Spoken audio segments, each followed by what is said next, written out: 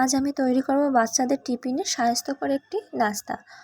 তো এটা এক সপ্তাহ কিন্তু তৈরি করে ফ্রিজে রেখে দিতে পারবেন। তো নমস্কার সবাইকে, রান্নার নতুন আরও একটি পর্ব দেখার জন্য অনুরোধ জানাচ্ছি।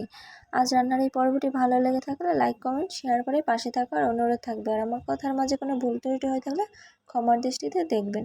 তো এখানে আমি এই যে জলটা গরম করে নিয়েছি আর পরিমাণ মতো লবণ দিয়ে দিলাম। আর এখানে আমি নিয়েছি চালের গুঁড়া। তো শুকনো চালের গুঁড়োটা আমি দিয়ে দিলাম, দিয়ে কিছুক্ষণ আমি ঢেকে রাখবো, যেহেতু এটা শুকনো চালের গুঁড়ো।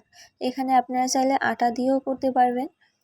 তো ঢেকে রেখে এরপরে নামিয়ে নিয়ে আমি এই যে ঠান্ডা করে নিয়ে সফট একটি ডো তৈরি করে নিলাম। তো এই ডোটা থেকে অল্প একটু আমি রুটির মতো করে নিয়ে বেলে নেব। আর এখানে নিয়েছি মাংসর পুর।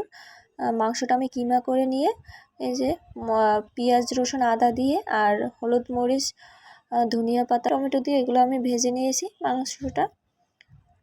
তো এখন আমি অল্প একটু আটা নিয়ে নিলাম। এখন আমি এটাতে রুটির মতো করে বেলে নেব। তো রুটির মতো করে পাতলা করেই আমি বেলে নেব।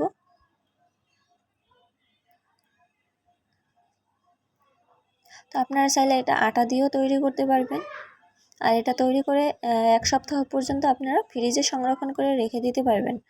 তো এই তো আমার পাতলা করে বেলা হয়ে গেছে। এখন আমি একটা গ্লাস নিয়েছি, এটা দিয়ে ছোট ছোট করে লুচির মতো করে আমি কেটে নেব। তো এই তো আমি কিন্তু পাতলা করেই বেলে নিয়েছি, রুটির মতন একটা গ্লাস নিয়েছি। এখন আমি কেটে নেব। তো এভাবে আমি সবগুলো কিন্তু কেটে নেব।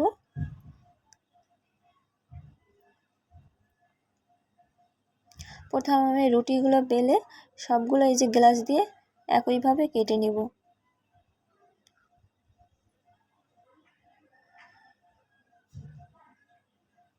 তো এই তো একটা রুটি কাটা হয়ে গেছে, পরের বাকি রুটিগুলো আমি একইভাবে কেটে নেব বেলে।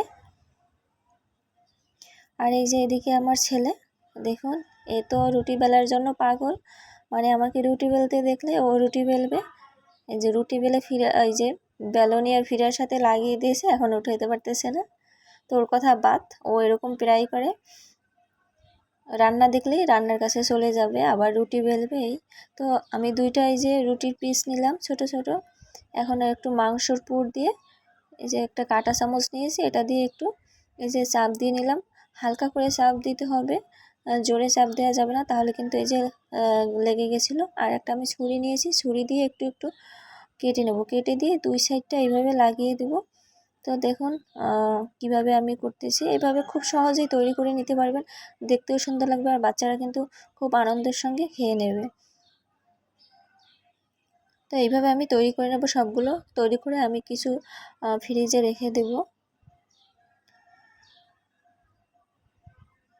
তো এই তো আমি এখানে 5টার মতো তৈরি করে নিয়েছি, বাকিগুলোও তৈরি করে আমি রেখে দেব। তো এরপরে এখন আমি বাকি কাজটাও করে নেব।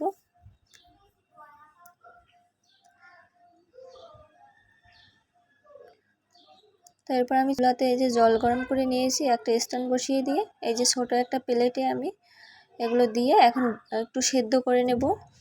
5 মিনিট সেদ্ধ করে নিলেই হয়ে যাবে। তো একটু ঢাকনা দিয়ে ঢেকে 5 মিনিট আমি রেখে দেব। হয়তো হয়ে গেছে 5 মিনিট পরে এখন আমি নামিয়ে নেব। তো এখন একটু গরম থাকতে অনেকটা সফট থাকে, একটু ঠান্ডা হলে পরে এই যেগুলো খুব সুন্দরভাবে উঠে যায়।